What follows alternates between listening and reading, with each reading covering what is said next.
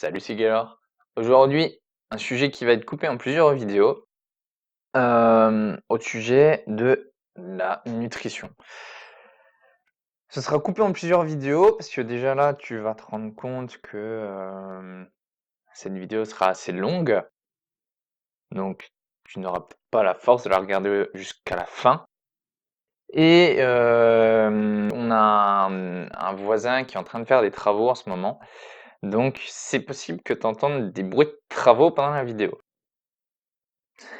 Alors, pour commencer, je vais plutôt, au lieu de parler de nutrition, parler d'alimentation. Parce que la nutrition, j'ai le sentiment que c'est quelque chose qui est un peu, qui est vu comme quelque chose d'un peu élitiste. J'ai le sentiment que quand on parle de nutrition à des personnes, lambda, qui font pas forcément, qui ne se préoccupent pas forcément de ça, de ce qu'elles mettent dans leur assiette, c'est un terme qui est un peu élitiste. C'est un terme qu'on raccroche le plus souvent, au sport, à la performance, au régime et donc j'ai pas envie de te faire peur en te parlant de nutrition. Je vais plutôt te parler d'alimentation. Alors, j'aimerais bien te faire travailler un petit peu là dans cette vidéo-là.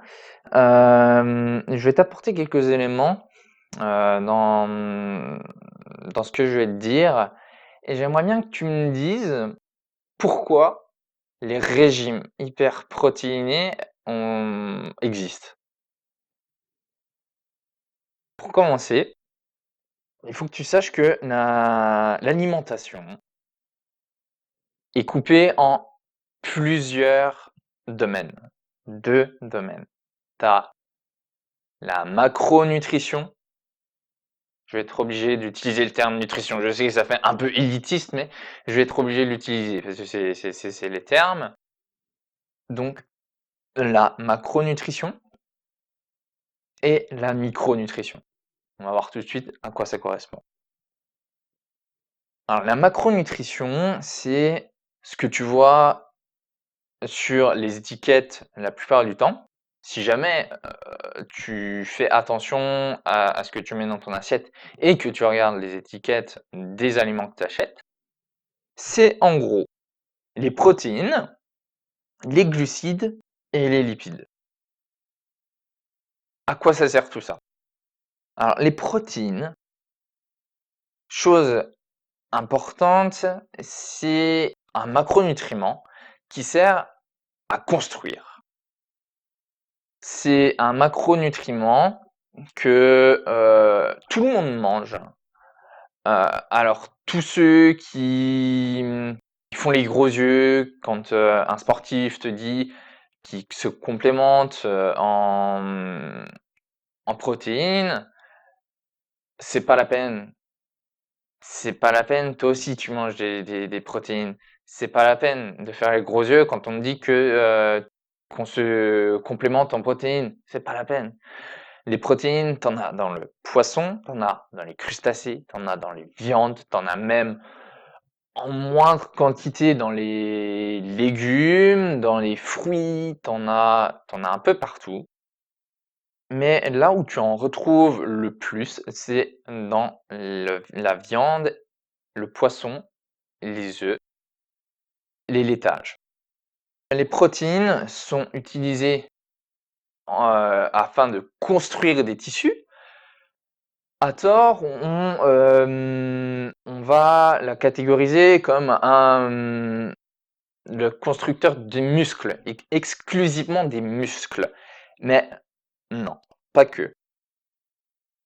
Les protéines, c'est aussi responsable de la construction des tissus comme la peau, par exemple avec le collagène. Le collagène, c'est quelque chose que tu vas connaître quand tu vas vieillir parce que c'est ce qui fait que tu vas commencer à avoir des rides. Avec l'âge, la production de collagène est de moins en moins élevée, ce qui fait que tu commences à avoir des rides. Ce n'est pas responsable que de la production de peau, mais aussi la production, de l'entretien de tes os, de l'entretien de tes ligaments, par exemple, tu vois? Donc les protéines, c'est responsable de tout le processus de construction de tissus dans ton corps. Et chose importante à souligner, un petit indice par rapport au régime hyperprotéiné, c'est que ce n'est pas un macronutriment que le corps peut stocker. Les protéines ne peuvent pas être stockées par le corps. Ensuite, le deuxième macronutriment que je vais aborder, c'est les glucides. Alors les glucides, c'est quelque chose qui est vachement mal compris parce que quand tu regardes dans les régimes, soit c'est hyper protéiné, soit c'est, la plupart du temps pauvre, voire inexistant en graisse. Les graisses, ce qu'on appelle vulgairement les graisses, j'en parlerai tout à l'heure, ce sont les lipides. Donc pour en revenir aux glucides, les glucides, tu en as de 2 types. Tu en as des lents, donc les sucres lents, et tu en as des rapides, donc les sucres rapides. Et ce qui est intéressant de savoir aussi, c'est que la plupart du temps, quand on parle de sucre lent et de sucre rapide, c'est quelque chose qui est lié à l'index glycémique. Alors, l'index glycémique, si tu sais pas ce que c'est la vitesse à laquelle le sucre, le glucide, pour parler un petit peu plus scientifiquement, va circuler dans ton corps.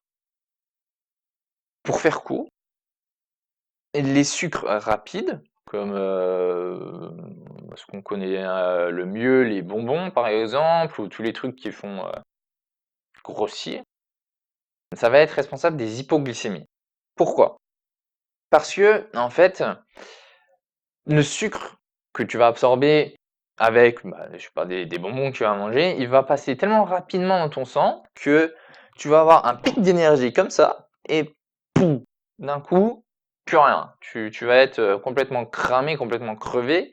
Ce qui fait que pour les personnes qui sont adeptes des sucres rapides, tu auras beaucoup plus de risques d'avoir une hypoglycémie. Donc du coup, d'avoir bah, peut-être même de perdre connaissance, quoi, tu vois. Les sucres lents, quant à eux, ont un index glycémique bas la plupart du temps, ce qui fait que leur glucides, leur énergie va se propager moins rapidement dans ton corps, et donc ce qui va permettre un, je sais pas si c'est le bon mot, mais vont permettre d'aplatir en fait, tu vois, ta sécrétion de glucides, ta consommation de glucides comme énergie, et donc c'est donc ça qu'il faut privilégier. Quand je disais que les glucides étaient un macronutriment qui est très mal compris, c'est parce que on n'assimile pas les glucides à la perte de poids ou à la prise de poids en général. La prise de poids ou la perte de poids, on l'assimile aux graisses. Et j'en arrive maintenant à te parler du coup des lipides. Les lipides, comme les glucides, sont stockables par le corps. Les glucides encore plus parce que c'est eux qui sont responsables de ta bouée. C'est eux qui c'est eux qui se transforment en graisse. Et pourquoi les glucides se transforment en graisse? C'est parce que dans un premier temps, ils vont se stocker dans les muscles, et si tu n'utilises pas ce glycogène, le glycogène, c'est le terme pour l'énergie des glucides. Pour parler plus vulgairement. Et en fait, Quand il aura terminé de se stocker dans les muscles, si tu n'as pas consommé l'énergie que tu as, le glycogène stocké dans tes muscles, eh bien, il va aller se stocker ailleurs. Donc, autour des muscles ou un peu partout sur ton corps, quoi, tu vois. Ce qui fait que tu vas grossir.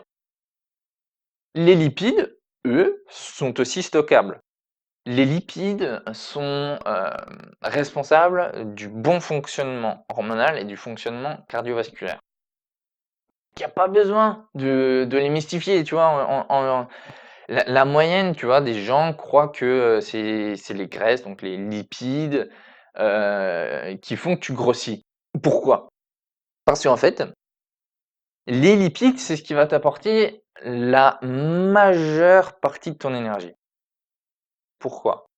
En fait, il y a une équivalence entre ta quantité de macronutriments et ton nombre de calories. Par exemple, 1 gramme de protéines, comme 1 gramme de glucides, c'est l'équivalent de 4 calories. Alors que 1 gramme de lipides, ça va être une équivalence de 9 calories. Tu comprends peut-être un peu mieux. Donc, les lipides sont liés à la peur de prise de poids. Là où, normalement, ce serait plutôt les glucides, tu vois, qui devraient être responsables de cette peur-là, tu vois. Et c'est quelque chose qu'on ne peut pas comprendre quand on ne fait pas attention, quand on ne s'intéresse pas forcément à ce qu'on met dans nos assiettes. Donc, les lipides, pour approfondir un peu là-dedans, c'est divisé en 3 catégories. Tu as les acides gras saturés. Les acides gras saturés, en général, c'est ce qui est le plus facilement stocké. Parce que c'est saturé. Donc beaucoup moins assimilable par le corps. Tu le vois, ça a son utilité. Les acides gras saturés, c'est ce qui est la plupart du temps responsable de la production hormonale. Chez les hommes qui consomment beaucoup d'acides gras saturés, le taux de testostérone sera plus élevé. Paradoxalement, l'acide gras saturé, ça a son utilité, mais ça aussi, c'est ses côtés négatifs. Je pense que tu sais ce que c'est que le cholestérol. Le cholestérol,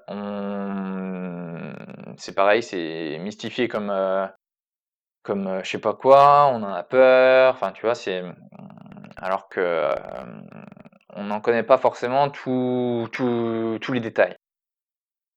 Tu as 2 types de cholestérol et le cholestérol dû aux acides gras saturés, c'est le cholestérol LDL. Le cholestérol LDL, c'est le mauvais cholestérol. C'est ce qui est responsable d'un risque de prise de poids anormal. Pour te donner quelques indications, les acides gras saturés, ils peuvent être bons et moins bons. Par exemple, l'huile de noix de coco est riche en acides gras saturés, mais ce qui veut pas dire que, tu vois, que c'est mauvais. Pour développer un peu, les acides gras saturés qui sont présents dans l'huile de coco, ce sont des acides gras triglycérides. Ces acides gras triglycérides, ils sont moins facilement stockés par l'organisme. Ensuite, à côté de ces acides gras saturés, tu as aussi les acides gras monoinsaturés. Les acides gras monosaturés, pardon, ils correspondent à quoi? Les oméga 9 correspondent aux acides gras monosaturés et les oméga 3 et 6 correspondent aux acides gras polysaturés. Ces oméga 3 et 6, ce sont des acides gras qui sont essentiels. Qu'est-ce qu'on entend par essentiel? Ce sont des acides gras qui ne peuvent pas être synthétisés par ton corps, tu vois? Donc ça veut dire que tu es obligé de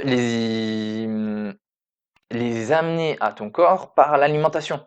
D'où la nécessité de faire attention à ce que tu manges. Maintenant, à quoi ça sert? les oméga 3, les oméga 6 et les oméga 9. Les oméga 3, c'est qui va être responsable de la fluidité de ton sang, par exemple.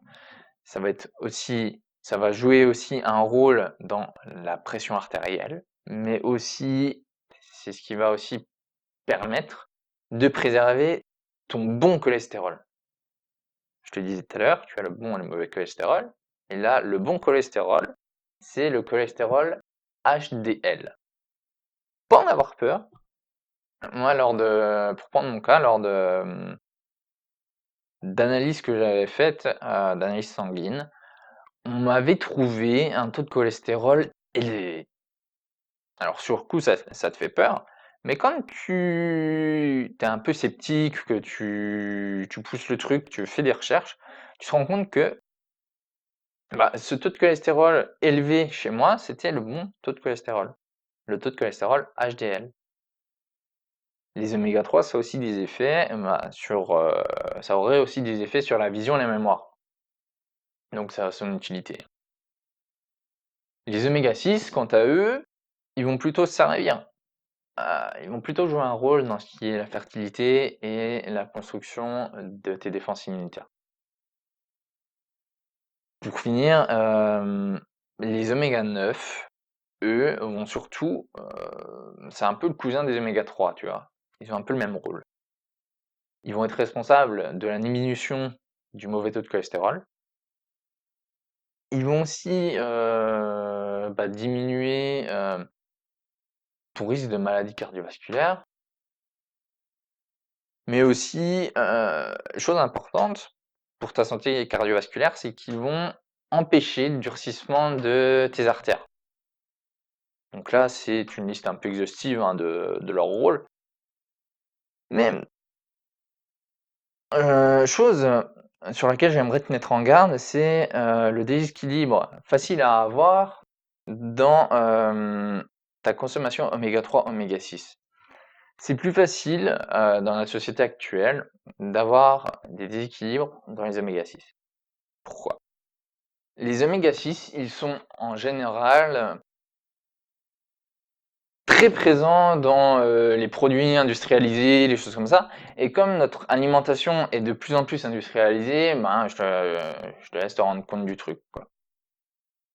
Donc tu seras beaucoup plus facilement en surplus de consommation d'oméga 6 que d'oméga 3. Le souci, c'est que c'est un peu pareil pour tout, l'excès est mauvais pour ton corps, aussi bien, pour, les oméga 3 que pour les oméga 6, aussi bien pour les glucides que pour les protéines, par exemple, tu vois?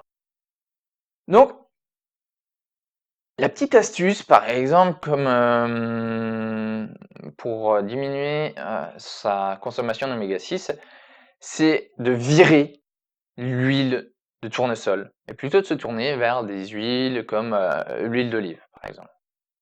Pour terminer, pour faire, la transition sur la prochaine vidéo qui traitera de la micronutrition, les lipides, en fait, c'est quelque chose qui est responsable, c'est un macronutriment qui est responsable de l'acheminement des vitamines.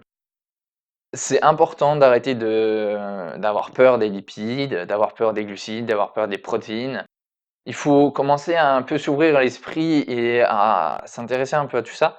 C'est ce que tu mets dans ton assiette, c'est ce qui va faire que tu vas pouvoir vivre un petit peu plus longtemps en bonne santé.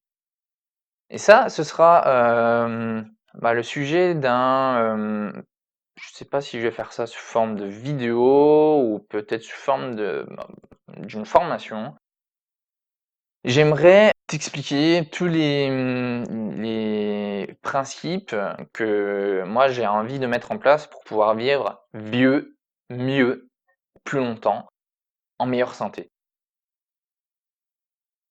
Donc écoute, je te laisse me dire ce que tu en penses dans les commentaires et puis si cette vidéo t'a plu, n'hésite pas à me le montrer. À la prochaine du coup pour, la vidéo sur la micronutrition.